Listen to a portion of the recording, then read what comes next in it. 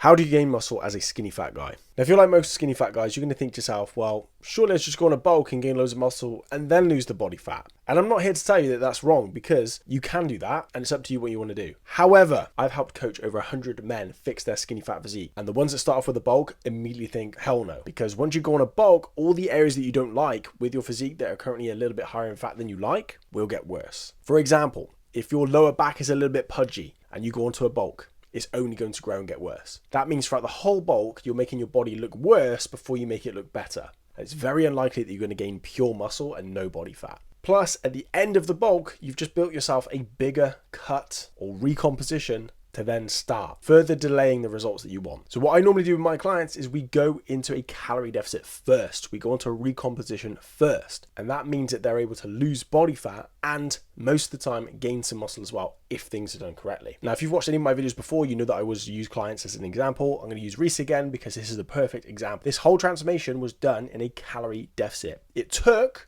a year, 12 months. I'm not going to bullshit you and tell you it was 5 days. It took over a year, but the whole physique transformation was a calorie deficit. And as you can see, he's gained a significant amount of muscle during that time too. So in my opinion and experience, if you're skinny fat and you're trying to build muscle, you're better off starting with a cut, or as I normally refer to it, as just a recomposition, which simply means a smaller calorie deficit instead of a massive calorie deficit, so that you're able to recover, perform, and actually retain muscle. Because with a smaller calorie deficit, you're less likely to go catabolic and lose muscle. You'll be able to function a lot better in the gym and recover faster because you're eating a little bit more food, keep your hormone levels in check. And also, let's be real, it's just easier to sustain if your calorie target is a little bit higher than something crazy like 800 or 1200 calories a day. This transformation of Reese was done on around 2000 calories. I think the lowest we went was 1900. Now, everyone's calories are going to be completely different. So to help you out, I do have a free nutritional blueprint in the bio. You can download that. It will help you work out your calories and adjust them. Or you can just Google some sort of calculator.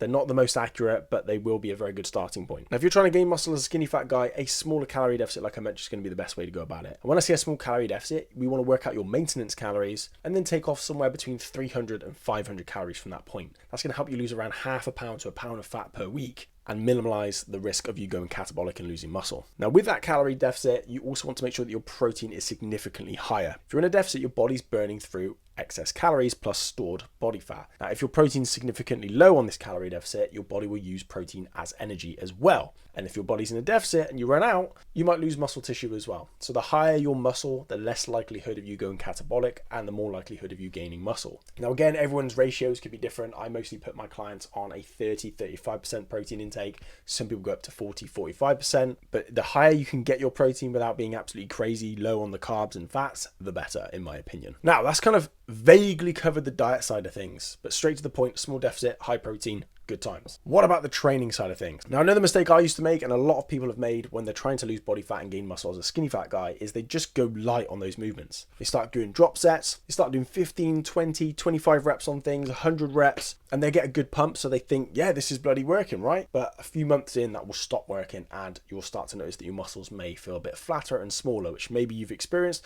or maybe you haven't even started yet. Point being is, if you're lifting very, very light weights, and you're in a calorie deficit, you're probably not going to gain a lot of muscle. So what I've done with my clients to help them lose body fat and gain muscle whilst being in a calorie deficit and fixing that skinny fat physique is we focus on progressive overload via muscle hypertrophy training and, of course, strength training.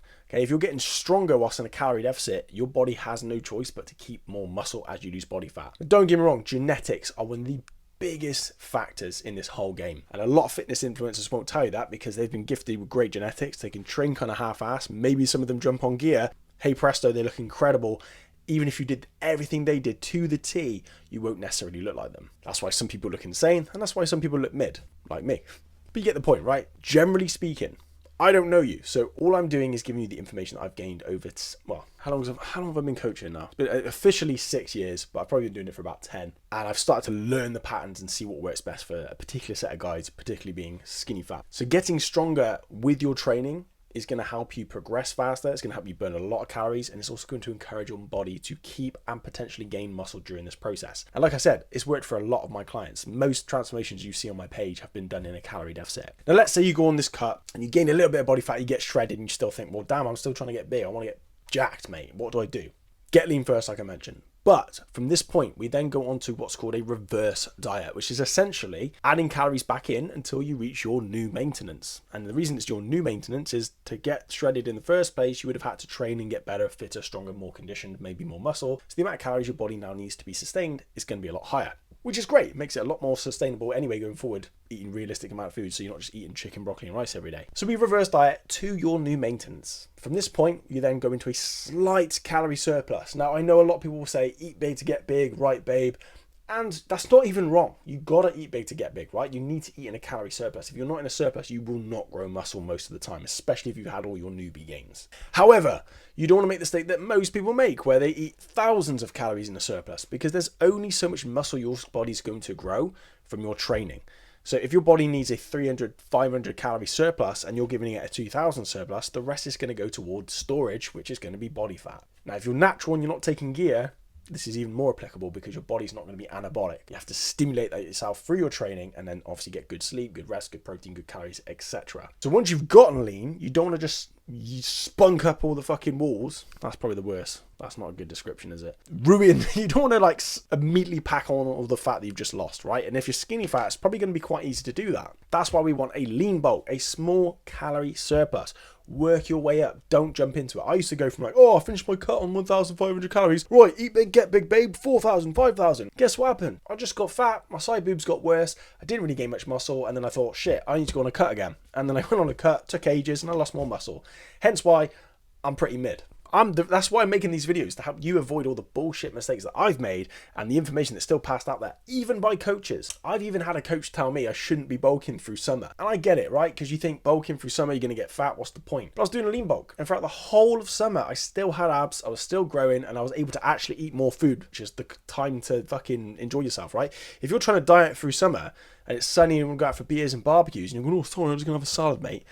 To me, that's mental. Why the hell would you do that? You get fucking add muscle throughout winter, go on a cut coming into summer, and then reverse diet throughout the summer, baby. Then you can eat more food and enjoy yourself and grow and get bigger and ready for winter, mate. That's just my 2 cents on the thing. Once you've started that bulk, you want to keep it lean. You want to keep the calories in a smaller surplus. So you're gaining more muscle and less fat. That means you can bulk for longer, which means you're going to get more gains. And if you're doing it in a lean manner, by the end of the bulk, you can have a smaller cut or recomposition to do instead of a massive one, which means you're going to lose less muscle as well. This is the exact process I've taken all my clients through, and it's just worked over and over and over again. Kind of helps you break free from that bro cycle of jumping on a cut, jumping on a bulk, jumping on a cut. Now, yes, you could argue what I'm doing is still kind of cutting and bulking, because of course it is, right? But a smaller surplus means leaner gains, and a mini recomposition means a shorter cut, so you're ultimately going to be adding muscle strength throughout the majority of your journey, which is why it works so well for skinny fat guys, because you're starting with that short straw of no muscle, lots of belly. So we want to get rid of the belly and add muscle. So start with a cut, get stronger, keep your protein high. You'll probably still gain some muscle at this point if you're quite new. You can still get newbie gains at this point, and then reverse diet into a surplus so you can continue to bulk whilst keeping it lean. Now, if you have any questions about how this works, you can message me on Elite Transformation Project on Instagram and I will gladly help you. I've got a bunch of free stuff in the bio. And if you just want to get straight to work and you're just sick of this and what I've described sounds good, you can work with me one-to-one. There's a call link in the bio, or again, you could just message me at Elite Transformation Project, or even email me at samstandonfitness@gmail.com. Let's have a chat and see if I can help you out. Oh, and watch out, like and subscribe, because if I don't say that, no one does it, and I gotta do it. So anyway, have a really nice day. Go skinny fats. Let's go, boy. Fucking hell.